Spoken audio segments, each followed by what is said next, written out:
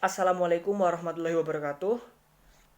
Hai, saya Haidar Wahid Pambudi, perwakilan dari kelompok 9, kelas TT4410, akan menampilkan sedikit penjelasan tentang apa itu transducer, apa itu bandwidth, apa itu frekuensi, dan apa itu media transmisi. Saya tidak sendiri, saya bersama 4 teman saya yang akan menjelaskan. Yang pertama ada Rofi, ada Surya, ada Rio, dan yang terakhir adalah saya. Oke, langsung saja yang pertama. Yang pertama akan dijelaskan adalah transducer. Apa sih transducer itu? Nah, teman saya yang bernama Rio akan menjelaskan sedikit tentang apa itu transducer. Oke, langsung saja.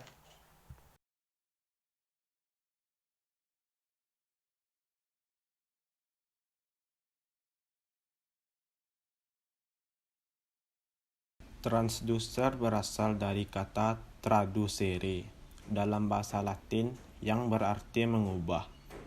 Transducer dapat didefinisikan sebagai suatu piranti yang dapat mengubah suatu energi ke bentuk energi yang lain. Salah satu bentuk transducer sendiri yaitu sensor.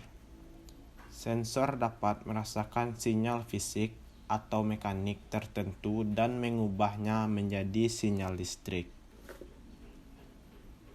Contoh sensor diantaranya yaitu mikrofon yang menerima sinyal suara dan CCD yang menerima sinyal cahaya lalu mengubahnya menjadi sinyal listrik.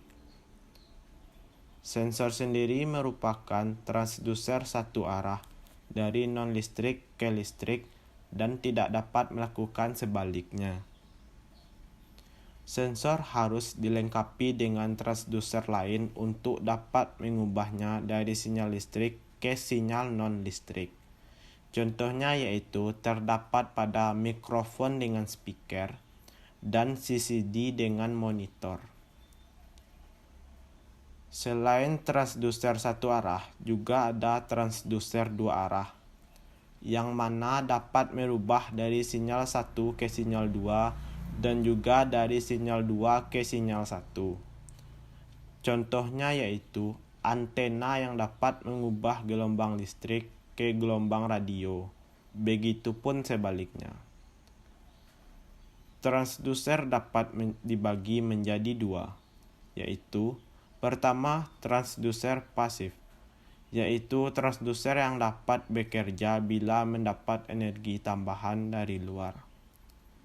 Yang kedua, transducer aktif, yaitu transducer yang bekerja tanpa tambahan energi dari luar, tetapi menggunakan energi yang akan diubah itu sendiri.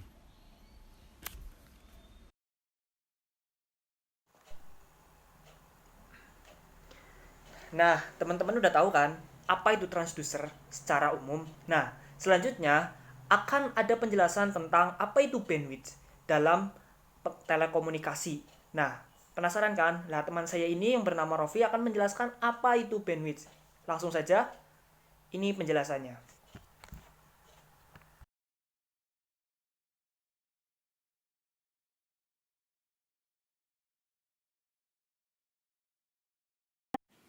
Pengertian bandwidth. Bandwidth atau lebar pita merupakan kapasitas yang biasanya digunakan untuk menunjukkan trafik paket data maksimal tertentu pada kabel Ethernet. Pengertian lain dari bandwidth internet ini adalah jumlah dari konsumsi transfer data yang biasanya dihitung dalam bentuk satuan waktu atau bit per second. Artinya, bandwidth ini merupakan sebuah kapasitas dari maksimal jalur komunikasi untuk proses pengiriman dan juga penerimaan data dalam hitungan per detik. Ada juga bandwidth analog yang menunjukkan antara frekuensi rendah dan tinggi yang diukur menggunakan satuan Hertz untuk data atau informasi yang bisa ditransmisikan pada waktu tertentu.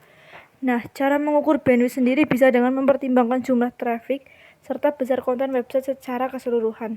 Bandwidth adalah hal penting yang tidak bisa dipisahkan dengan kabel Ethernet. Bandwidth ini sering dijadikan sebagai lebar jalan raya, sedangkan data yang masuk ke bandwidth dikenal sebagai kendaraan yang melintas jalan raya tadi. Artinya, semakin sedikit data yang masuk, maka akan membuat kecepatan semakin lancar. Sebaliknya, jika kendaraan yang melintas jalan raya semakin banyak, tentu akan terjadi macet atau lain sebagainya. Selain itu, semakin besar jalan raya atau bandwidth ini yang digunakan, juga semakin banyak kendaraan atau data yang masuk pada melaluinya.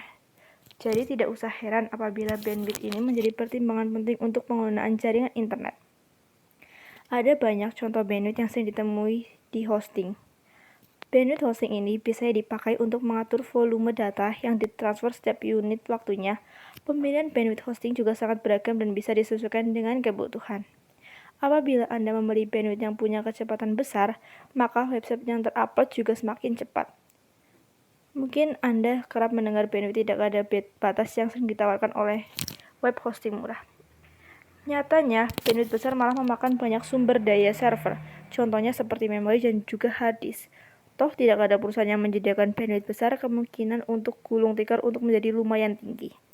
Jika pelanggan memakai bandwidth berlebihan, membuat pihak yang bersangkutan mendapatkan penalti berupa penutupan tanpa ada kompensasi sedikitpun dari perusahaan. Lantas, berapa besar bandwidth web hosting yang diperlukan untuk setiap bulannya? Kebutuhan akan besar kesiapan bandwidth disebut menyesuaikan kebutuhan masing-masing. Apabila Anda melakukan live streaming atau punya file besar 10 GB bisa menjadi pilihan terbaik. Contoh bandwidth pada hosting adalah blog yang populer dengan pengunjung sebanyak 1000 per hari atau 100 KB untuk ukuran halaman. Dari sini, pemilik blog tersebut hanya perlu menggunakan 8,5 GB saja untuk setiap bulannya.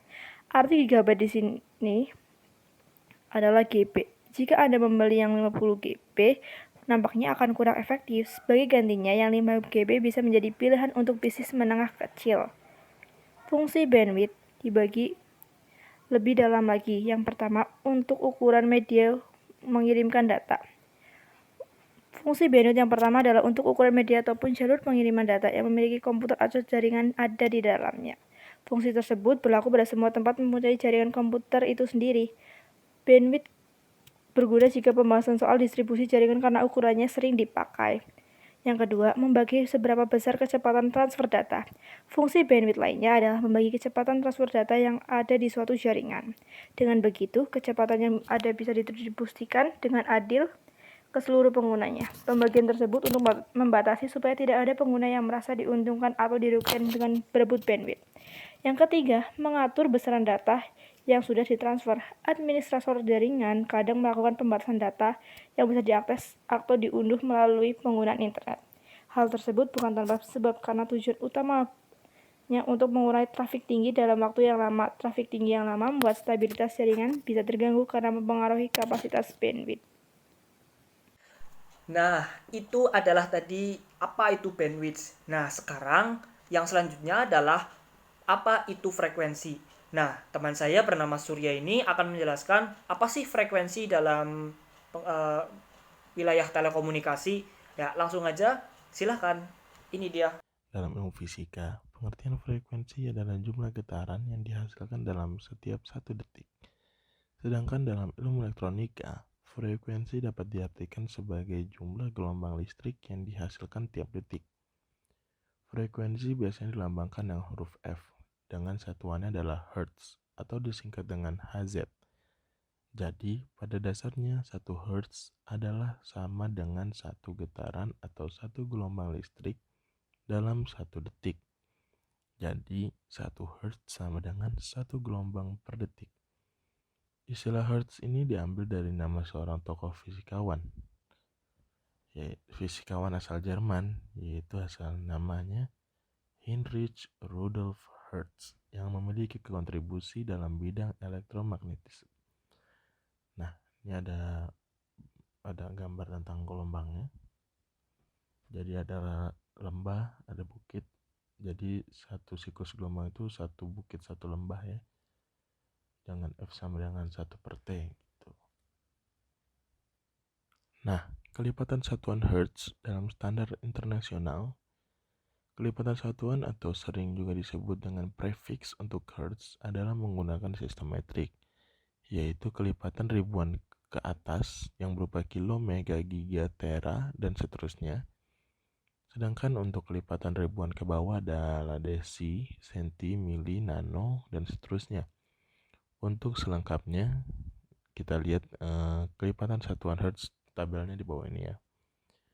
Ada gigahertz dengan simbol THZ, gigahertz dengan simbol GHZ, megahertz dengan simbol MHZ, kilohertz dengan simbol KHZ, hertz dengan simbol HZ yang biasa kita dengar, decihertz dengan simbol DHZ, centihertz dengan simbol CHZ, milihertz dengan simbol MHZ, microhertz dengan simbol μHZ, nanohertz dengan simbol NHZ, picohertz dengan simbol PHZ.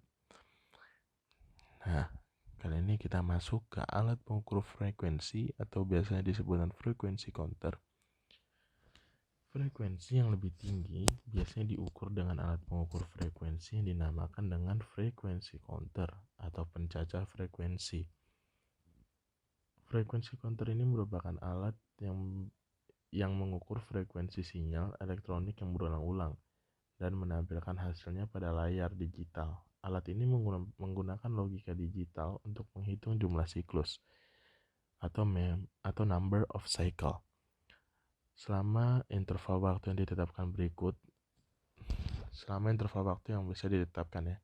Berikut ini adalah salah satu bentuk fisik frekuensi counter atau alatnya yang bisa kita sering lihat. Frekuensi counter.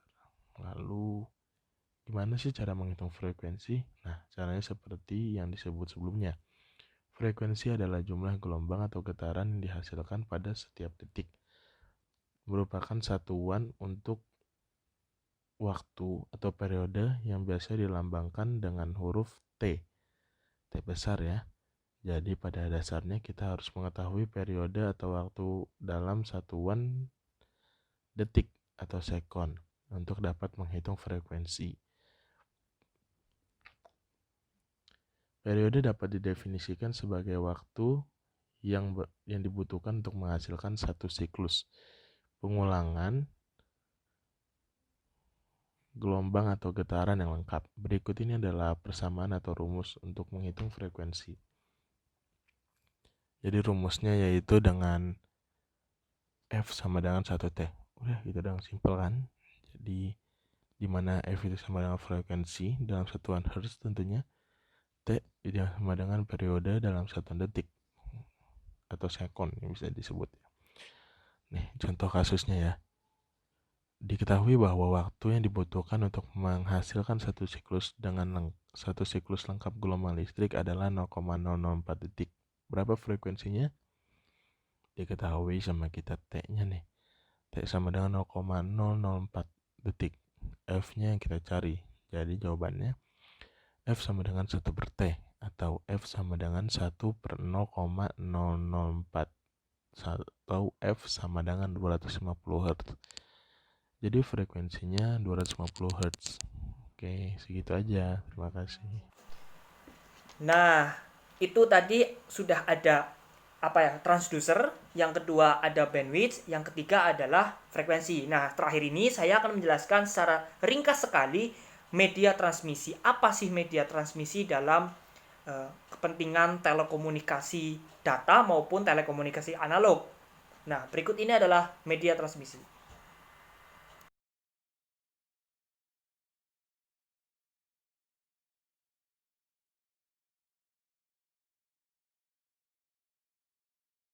Media transmisi merupakan media yang menghubungkan pengirim dan penerima informasi. Nah, media transmisi mengubah data menjadi sesuatu kode yang akan diubah kembali menjadi data ketika sampai ke penerima. Media transmisi itu memiliki bandwidth juga, menyatakan banyaknya informasi yang dapat diteruskan dalam satu detiknya. Analoginya adalah untuk menyalurkan air sekian detik, maka diperlukan selang yang cukup besar agar dapat mengalirkan air tersebut. Selanjutnya, media transmisi dibagi menjadi dua kategori besar. Yang pertama adalah wireless atau tanpa kabel atau nirkabel. Yang kedua adalah wireline atau dengan kabel seperti serat optik dan kabel tembaga. Yang pertama adalah wireless atau tanpa kabel atau nirkabel, yang mana data akan diubah menjadi sinyal gelombang elektromagnetik atau gelombang radio yang nanti akan diubah kembali ketika sampai ke tujuan menjadi data. Nah, media transmisi ini itu tidak memerlukan kabel karena proses transmisinya itu memanfaatkan antena dan juga pemancar yang ada di udara, ruang hampa, udara, ataupun air. Komunikasi ini biasanya adalah komunikasi satelit dengan pemancar radio. Lalu, yang selanjutnya adalah wireline atau komunikasi dengan kabel. Komunikasi ini menggunakan kabel yang mana data diubah menjadi sinyal listrik atau menjadi sinyal cahaya yang akan dilalui melalui kabel tersebut. Ada dua jenis kabel komunikasi. Yang pertama adalah kabel tembaga yang mana data akan diubah menjadi sinyal listrik sebelum diubah kembali menjadi data. Lalu yang kedua adalah fiber optik yang dimana data diubah menjadi pulsa cahaya yang kemudian akan diubah kembali menjadi data. Oke, kita bahas tentang kabel tembaga dulu. Ada 5 jenis kabel tembaga. Yang pertama kabel paralel, kabel berpilin, kabel koaksial, kabel microstrip, dan yang terakhir adalah kabel bumbung.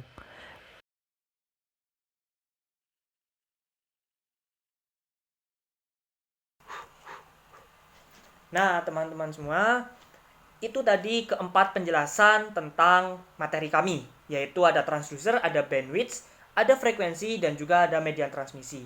Mungkin cukup sekian dari kelompok kami. Apabila ada kesalahan, mohon dimaafkan. Terima kasih. Wassalamualaikum warahmatullahi wabarakatuh. Dadah.